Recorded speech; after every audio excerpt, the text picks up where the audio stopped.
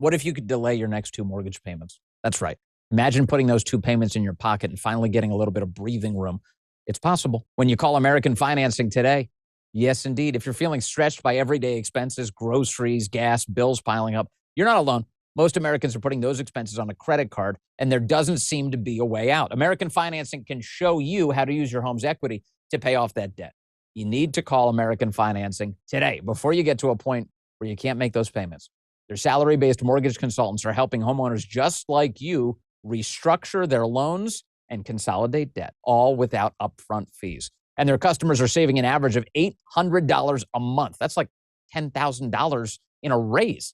It's fast, it's simple, and it really could save your budget this summer. Call now before it's too late. 888-879-6460. That's 888-879-6460. AmericanFinancing.net/Vince, NMLS number 182334, NMLSConsumerAccess.org.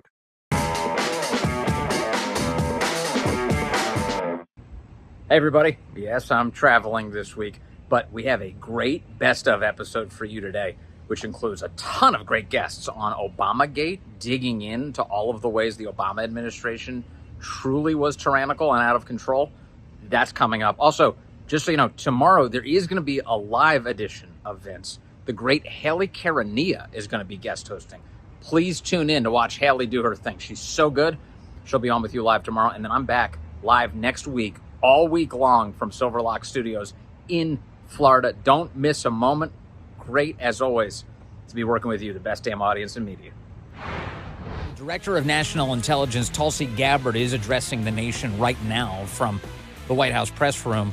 She just declared that a presidential daily brief that was supposed to be assembled on December the 9th of 2016 was aborted because it had concluded that, no, the Russians hadn't stolen the election at all.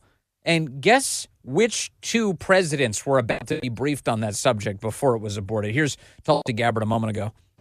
On December 5th of 2016, the FBI and ODNI gave the House Intelligence Committee its first post-election classified briefing, in which there was no mention of Putin aspiring to elect Trump by either agency.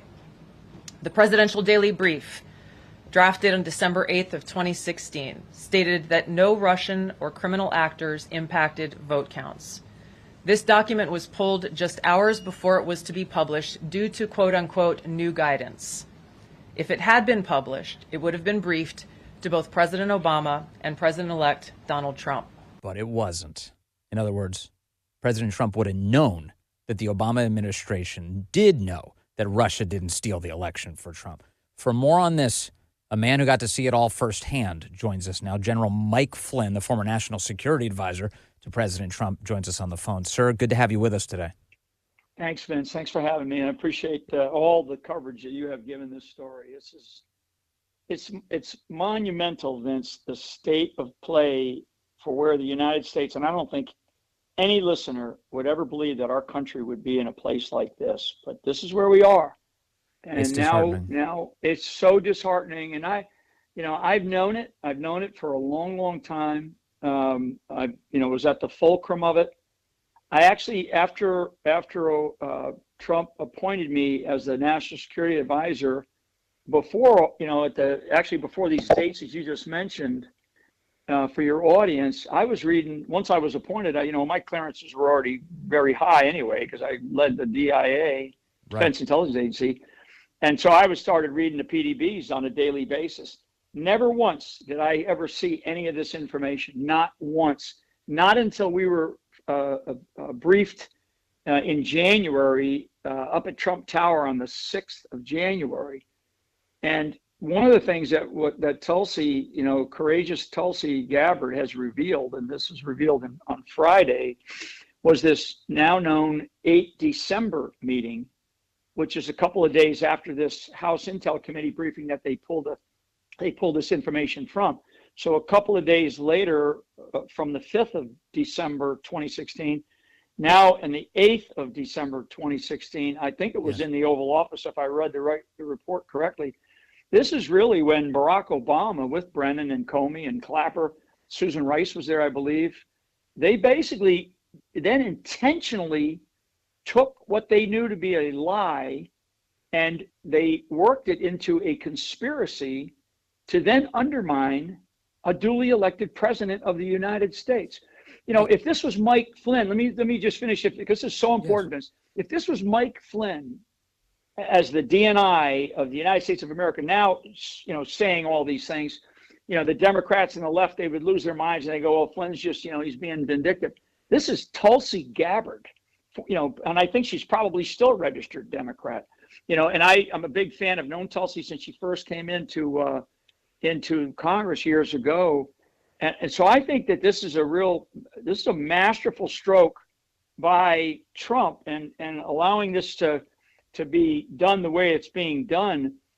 But I think that this is, it's just, I mean, you use the word disheartening. I'm not, you know, it's worse than that for me because it really destroyed my family and my life and frankly hurt the country because it did not allow the country to have, you know, and I'll speak for myself for a second, did not allow the country to have my skill set, which is significant, to be able to perform the duties as a national security advisor for the United States of America under President Donald J. Trump during his first term. Well, General Flynn, as I understand your career, you can tell us. I mean, you were the head of the DIA. You were very concerned about the problems you had detected in the intel community. Your plan was to come in and to help reform and fix that intel community, and they had it out to get you because of that. Is that right?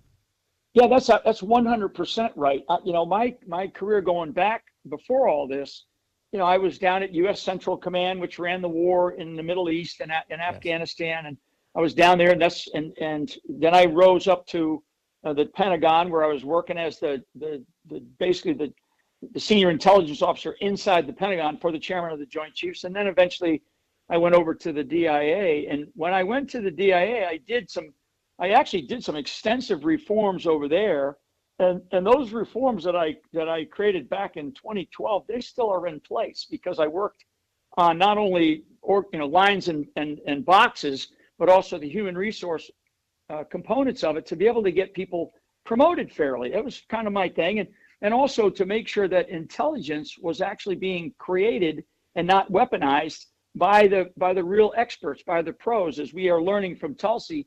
The more she's saying, what she's saying is that the pros in the intelligence community, the analysts, really were saying this was a bunch of garbage. Yeah. So I was doing that at DIA, and I had been doing it pretty much the second half of my career, and that was kind of what I was known for, Vince. When all of a sudden I get designated as a national security advisor, now I'm gonna, now I'm over the top really of all this intelligence and national security apparatus with the ear of the president, and I could do far more reform. So, you're right. So now, with the benefit of hindsight, all of this declassification we're getting from Tulsi Gabbard, we know a bunch of really important things, including obviously that the Trump campaign, President Trump never colluded with the Russians on anything, that the Russians didn't actually have any sort of credible preference for President Trump to win the election. They weren't attempting to make that happen. There's no evidence to support that. That's crystal clear in all of the intelligence that's being released. In fact, what we found out today is that the Russians had derogatory information about Hillary that they didn't release. They could have if they wanted to use it against her, but they didn't. It was about her health and what bad shape she was in. And so with all of that in mind, I keep thinking about you in particular, General Flynn, because they concocted, meaning the left, the intel community, the Obama administration, they concocted a theory that you were involved in a collusion conspiracy, that you were guilty of one, and then they used the justice system to wreck your life. It kind of seems to me that all of the evidence of how corrupt they are, much of it can be found in the case against you. Absolutely. I mean, 100%. And another important meeting that occurred, and it occurred in the Oval Office. Barack Obama led it. So now what we know that Tulsi has exposed, then there was another meeting on the 5th of January. During that meeting, Vince, and to your audience, during that meeting is the very famous, first we have to get Flynn, because remember, Obama told Trump, don't hire Flynn, and he did. So that in that 5 January meeting, which was the same group of people, Comey, Clapper, Brennan, Rice, Sally Yates was in there, that same group. During that meeting, they said, essentially, we must first get rid of Flynn, and then we can get rid of Trump. that we know that from evidence that we were able to pull out from my case, which was eventually dismissed, which most people don't realize. But Right. so yeah, I mean, that's why there was a, like, why Mike Flynn? Why did they go after Flynn so hard? Well, they went after Mike Flynn so hard because there was no way in the world that any of this would have come to light, because it's Yes. total BS, as we now know. And you're right about the Hillary Clinton part. I mean, I can direct you to page 17 of the latest files that Tulsi released. It's incredible the amount of information that that the Russians had on Hillary Clinton's health. I mean, and that's normal. They normally study those types of things. But this is now essentially a conspiracy to overthrow a duly elected president of the United States by a former president, by his predecessor, right? I mean, it is just an incredible, I mean, Yes. I'm almost at a loss for words, and which is a rare thing for me. So, seeing all of this, General Flynn, over the past few days, all of these revelations, you've always had a cool demeanor, even in the midst of all of the persecution you've endured. But have you found yourself enraged by anything you've read? Any of these discoveries? You look at it, you must be losing your mind over some of it. Yeah, I mean, I it's upsetting, but I'm a forward-looking guy, Vince, because I learned that, as a kid growing up, but also in my military experiences. Bad things are going to happen, and it's not that the bad thing happened. It's what do you do about it? And what I have tried to do about it over the years is I've tried to stay above it and just, continue to pray, but also continue to fight in my own way for the truth to be exposed. I mean, I worked my tail off to get, as one component of trying to get Trump reelected. Thank God that he saved humanity. But I think we have to be now forward looking. I don't want to sit there and go, pat myself in the back that I was right, or vindictive or hateful or scorn. I can't live like that. None of us should. We have to be forward looking, and we have to be strong now, because something is going to have to be done. There is going to have to be accountability, and that's up to our justice system to figure that out. Okay, I want to ask you about that, but I just want to point out one last thing, which is like I marvel at the amount of self-control you have, because not only did they upend your life very meaningfully, they tried to destroy your son's life too. They threatened to hurt him if you didn't play by their rules. And I'm glad you're here still fighting it out on behalf of your country and your family. Let me ask you about accountability. Accountability clearly matters.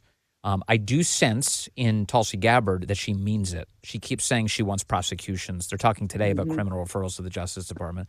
I sense in Kash Patel and Dan Bongino that they mean it. They've obsessed over this issue for years. There's no way that they're taking this lightly. Do you think Pam Bondi means it? Do you think that the Justice Department means it right now? Well, I think that Pam is going to have to respond to the American people, because Donald Trump, President Donald J. Trump, is clearly responding to the American people, and not just on this issue, but other issues. So I think that Pam doesn't have a choice. I think she's got good people around her that are good advisors within the Department of Justice. You just mentioned Kash and Dan, and she's got Harmeet over there, and I know Mac Warner's another one, Ed Martin's another one. These are people that that Trump brought on into that team.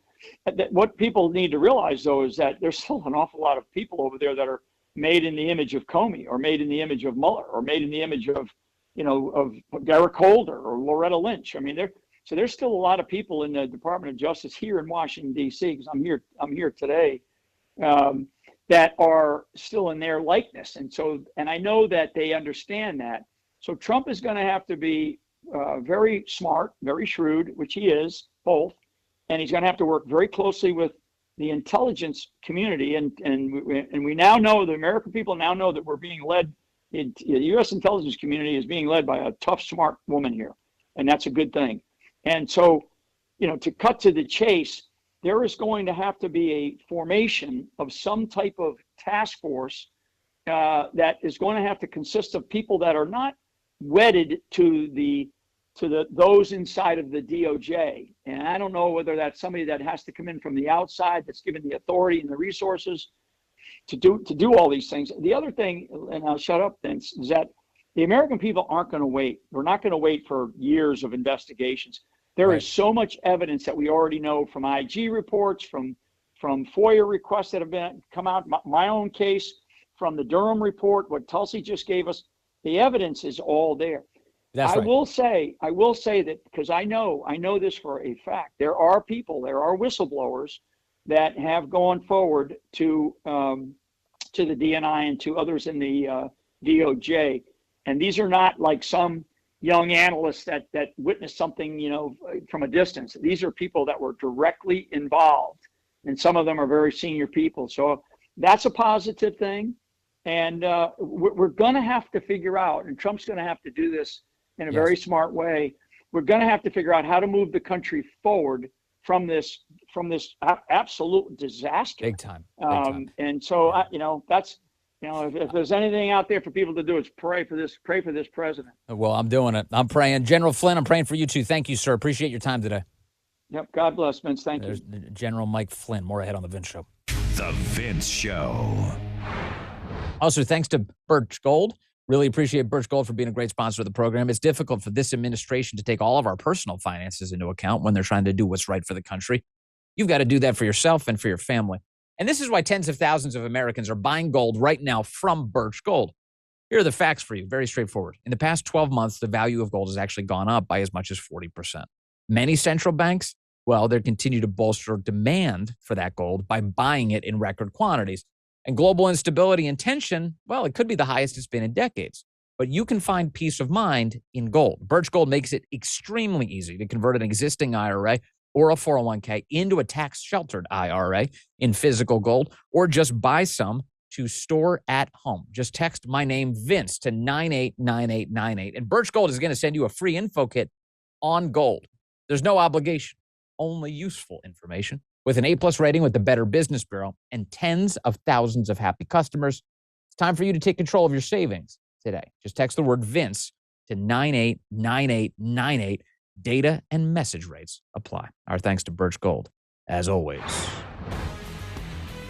It's a show where we cover so much breaking news, and we anticipate a lot more to come. The President of the United States today in the Oval Office just moments ago saying that Tulsi Gabbard is set to release thousands of pages of new documents getting to the bottom of not just Russiagate, but the broader conspiracy to subvert the will of the American people.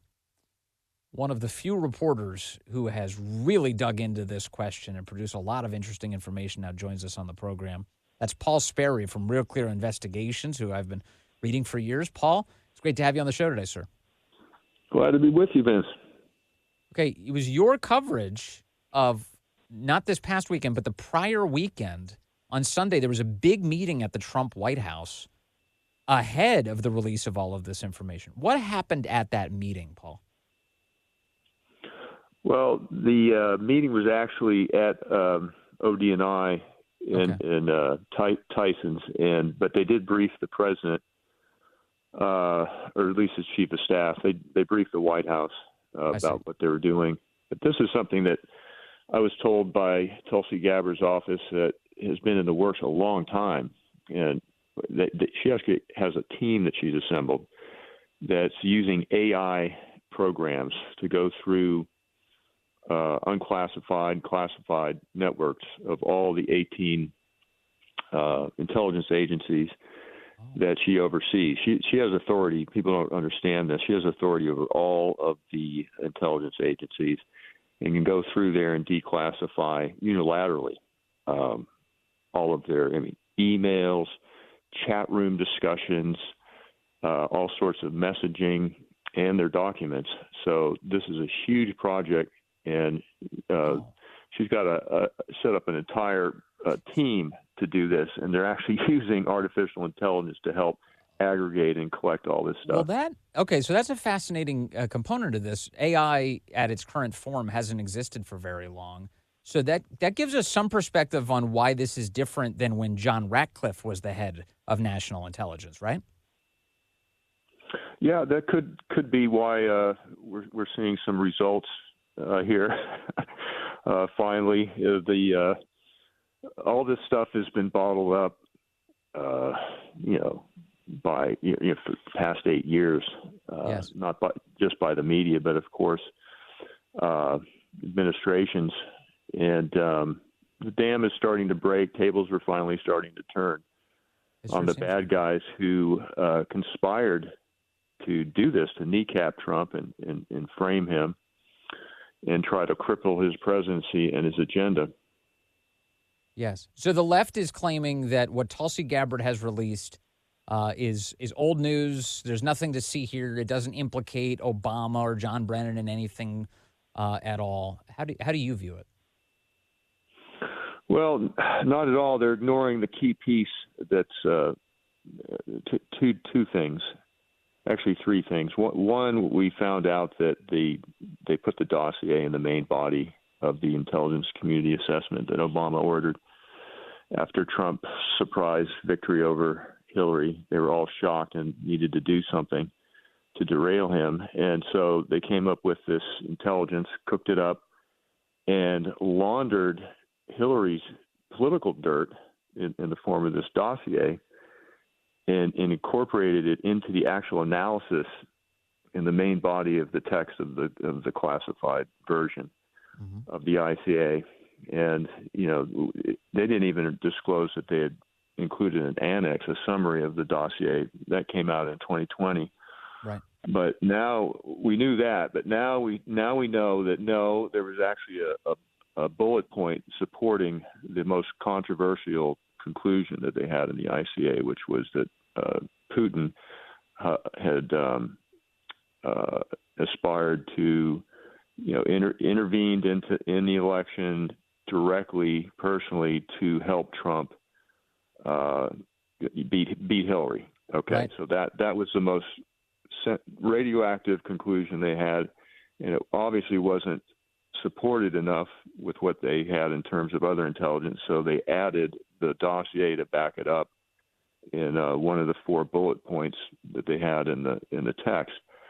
And they're all ignoring this. When they go on TV now, I noticed that Michael Isikoff was on last night, and he was debating Matt Taibbi, and he says, no, all they did was they put this in an annex, the dossier. BS.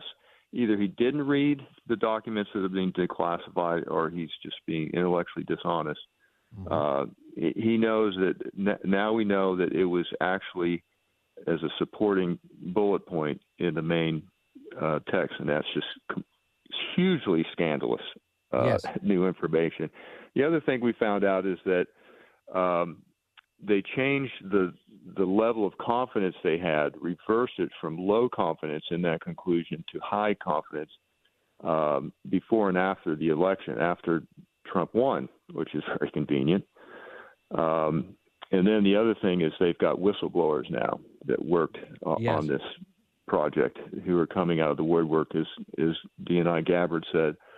And they had one that's showing up in the document dump that she put out, 114 pages, who was saying that he was pressured by his superiors to stay quiet because he had worked on the pre-election intelligence that said, no, we don't have any confidence that Putin did this. And he was pressured to change that conclusion. And then when he protested, he dissented, then they took him off the thing. And they kept telling him, listen, we have intelligence, but they wouldn't let him see it. And they said, just trust us. So here's another piece about confidence. You mentioned low and high confidence. How confident was the intelligence community that the Russians had actually hacked Hillary Clinton's email?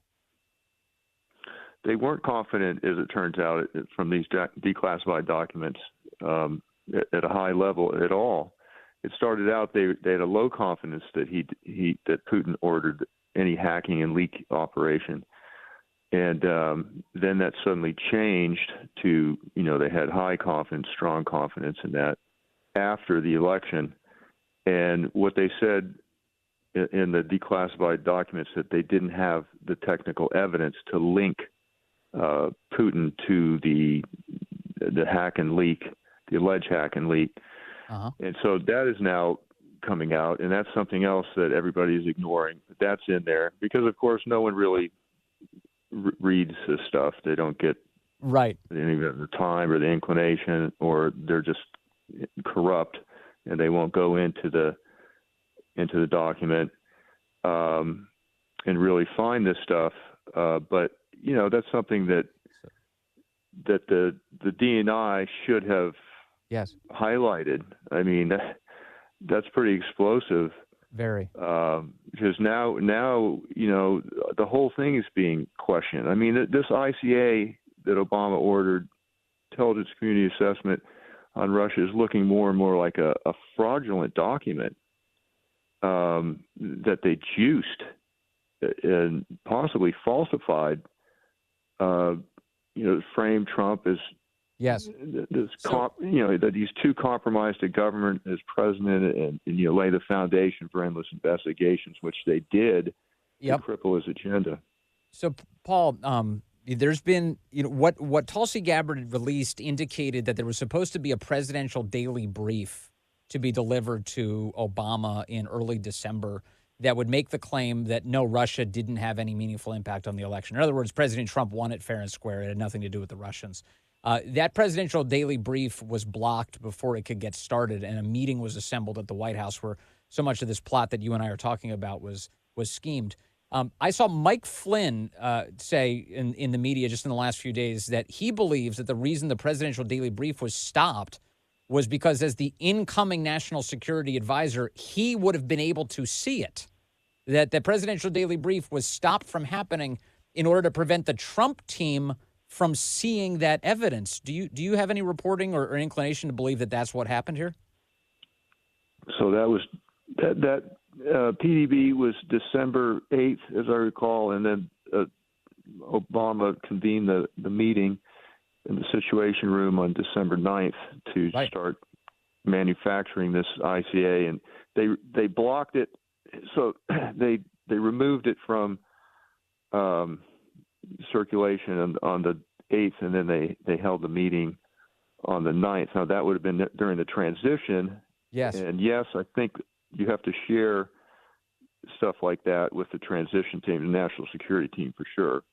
Yes. But they were running an op against Flynn. They were trying to sabotage him as national security advisor. That's the first person they really needed to go after, for sure, because he has supervision over an entire intelligence apparatus, law enforcement, counterintelligence. He could have gone in there and seen, what they were doing against Trump, and he was pretty aggressive. So, they actually had a meeting. I think it was on January 5th. And Obama was in that, Susan Rice, and she actually wrote a memo to file to kind of cut CYA what they did. And Biden was in there. They were talking about the Logan Act, going after Flynn with the Logan Act because he was talking to the ambassador of Russia. And then somebody in the White House leaked that transcript to David Ignatius at the Washington Post. We still don't know who actually leaked it. There's some prime suspects in the White House, but that's what they were doing. Okay. They were going after Flynn. Yes, they were. Let me finish on one point with you here, Paul Sperry, while we have you. Accountability. You've been telling us about the meetings that the Trump White House has been holding across the intelligence community to deal with all of this. How integrated is the Justice Department in all of these conversations? Well, Justice Department officials, now this was at the senior staff level, like the principals, cabinet principals weren't at that meeting on that Sunday. It was a pretty urgent meeting. But Bondi wasn't, AG Bondi was. Tulsi Gabbard wasn't actually there, as I understand from her deputy. But they had their senior staff organize this first rollout. This is the first wave.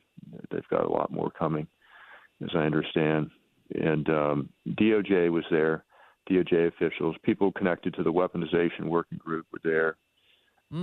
So this is important because, especially with these whistleblowers, these whistleblowers do depositions, and if they do affidavits rather, and then they do depositions with prosecutors and FBI investigators, then turns into depositions. These are things that they can present before a grand jury if they're going to prosecute a broader conspiracy case. Yeah. Okay. Paul Sperry, thank you for all of your dogged reporting through the years. I appreciate you coming on today, and I hope I get a chance to talk to you again soon, sir. Absolutely. My pleasure. Really nice to chat with you. There he is, Paul Sperry of Real Clear Investigations, with, honestly, I think one of the best overviews we've heard yet of everything that's transpiring here. More ahead on The Vince Show. The Vince Show. Hey, do you think about aging? Do you think about it at all? The effect it has on you and your body? I've noticed as I get older, my energy goes down. And I kind of feel all the aches and the pains, as you get a little bit older, they really start to become more and more apparent. And what you want to do, and what I've been trying to do, is figure out ways to get my energy back. And I'm excited to share with you C15 from Fatty 15. It's great. It's the first essential fatty acid to be discovered in more than 90 years. Fatty 15 co-founder Dr. Stephanie Van Watson discovered the benefits of C15 while working with the U.S. Navy. And based on studies, we do know that when our cells don't have enough C15, they can actually age faster. Fatty 15 can help repair and protect age-related damage to cells and help activate pathways in the body that repair mechanisms that support your overall wellness. Fatty 15 is science-backed. Look it up, seriously. It's award-winning, it's vegan, it's 100% pure C15 supplement, and refills are shipped right to your door. Fatty 15 is on a mission to optimize your C15 levels to help support your long-term health and wellness, especially as you age. You can get an additional 15% off their 90-day subscription starter kit by going to fatty15.com/Vince. Use the code Vince at checkout. These statements have not been evaluated by the FDA. This product is not intended to diagnose, treat, cure, or prevent any disease.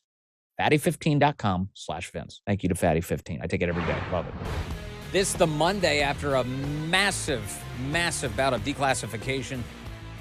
Tulsi Gabbard, the director of national intelligence, releasing hundreds of pages of documents demonstrating a treasonous conspiracy, in her words, treasonous conspiracy by the Obama administration back in 2016 to salt the earth ahead of the arrival of President Trump, to allege that it was the Russians who hand-delivered the election to him and that President Trump was a willing participant in that scheme. For more on what all of this tells us, I want to bring in Mike Benz now. He's the executive director of the Foundation for Freedom Online. Mike, good to have you with us, sir. Hey, great to talk to you.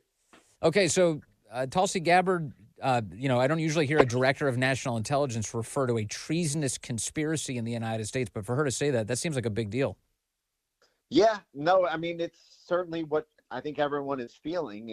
And when you look at, what was revealed in these documents, the CIA and FBI assessed that there was effectively no Russian interference of any material degree. And then it looked like there was a secret meeting with President Obama, and everyone was retasked to find a way to include Russian interference. And that's what gave rise to the 3-year special prosecutor probe that ended up, bankrupting or devastating a significant proportion of the White House and hamstringing the entire foreign policy apparatus of the Trump administration. I think that while treason is a big word, I would like to see it articulated as a way consistent with the crimes that with whatever charges are going to be brought by the Justice Department. Yeah, no, that seems clear. If you've committed a crime, you should be prosecuted for it. The fact that it's over 10 years old is why everybody's talking about a conspiracy, because that opens up the statute of limitations to look at the whole sweep of events that have happened over the last decade, Mike. That's exactly right. There's so many times where we have a conspiracy to cook intelligence in American history, whether that's the cooked intelligence that took us to war in Iraq and Afghanistan, or the cooked intelligence about Russian bounties on people's heads in Syria and beyond. But this was one of these cooked intelligence conspiracies that truly devastated the ability to administer U.S. foreign policy around Russia and Eurasia affairs, that truly hamstrung the entirety of the Trump administration, and that cast a huge amount of doubt in the legitimacy of our election system. The same people who would later come back and effectively criminalize questioning the legitimacy of U.S. election infrastructure, like mail-in ballots and electronic voting machines, they were the original election deniers by effectively arguing that the Trump election wasn't legitimate.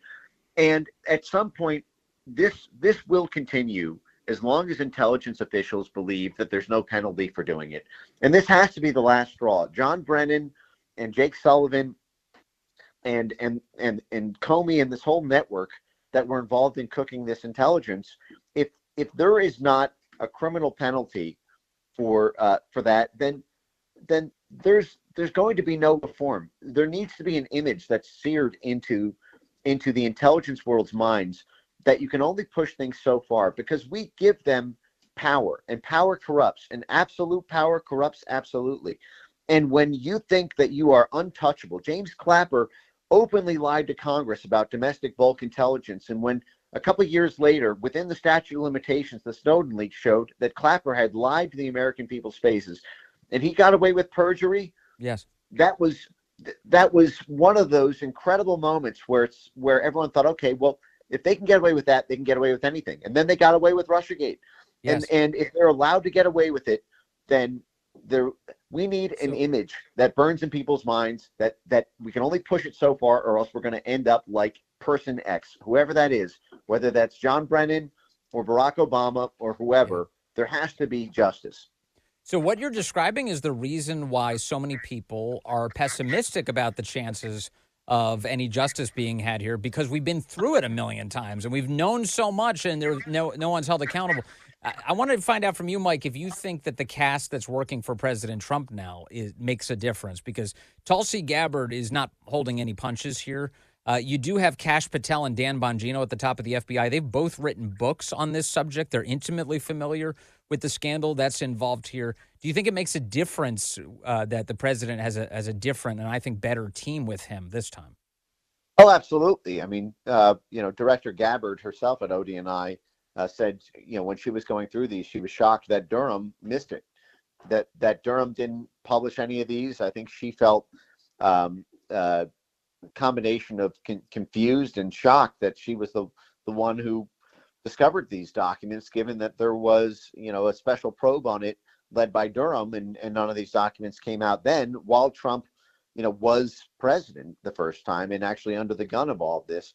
But the fact is when it comes to the criminal indictment side of this, you have the issue of, if you bring an indictment and then they are a jury finds them innocent, you could see there being blowback about that, because you've got a fundamental problem of a DC jury in this case, right, which is that I think the defense that Obama and Brennan would make is that they believed at the time the credibility of the Steele dossier, and that on the basis of the Steele dossier, they asked for a second draft of a rewrite of the intelligence community assessment to account for it. And that they would, given that I think that Democrats have a much, I want to say more favorable, but a much more acceptable or tolerant view of the legitimacy of the Steele dossier, that you could potentially have a DC jury where you have 95% Democrats, ultimately acquit, folks at the end of that process. But, right. And this was the argument made by Robert Hur, by the way. Robert Hur, when if folks remember, this was the case of the Justice Department investigation of Biden having classified documents at his house at the same time that the Justice Department had brought criminal charges against Donald Trump for having classified documents at Mar-a-Lago. And so after the Justice Department indicted Donald Trump, it came out that Joe Biden had classified documents in his garage and at the Penn Biden Center and the like. And so everyone was saying, well, there's a two-tier justice system. You've arrested one president for something that the current president is guilty of. So why isn't the Justice Department arrest the current president? And Robert Hur, what he found and he published, which was incredible, is he said, actually, yes, it's true. Biden did knowingly mishandle classified documents, but we're not going to bring charges because we believe a DC jury would look at this senile old man who presents himself in a gentle way and simply not find him criminally liable.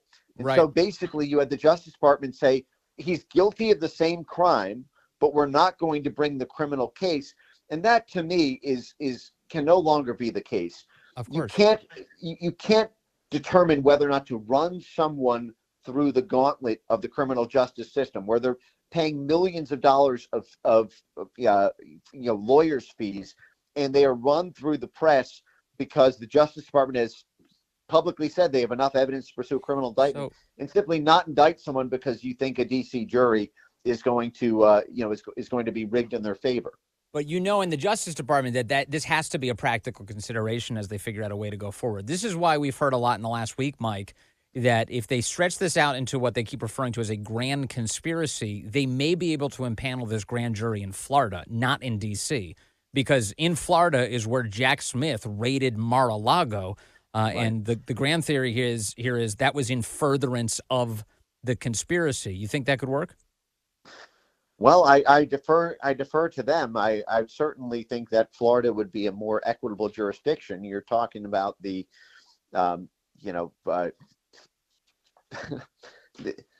for all of the jury shopping that's been done by this same network, in all of the malfeasance that they've effectuated, yes, from the January 6th prosecutions to the Russiagate terror.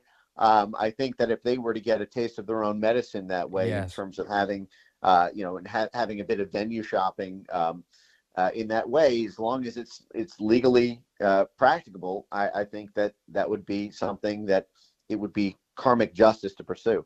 And it would give us a shot here at justice. Okay, Mike Benz, I know you're busy. Thank you, sir. Appreciate you as always. Thanks. Also, I should tell you about Blackout Coffee, which fills my cup and energizes me each and every day. Blackout Coffee is awesome.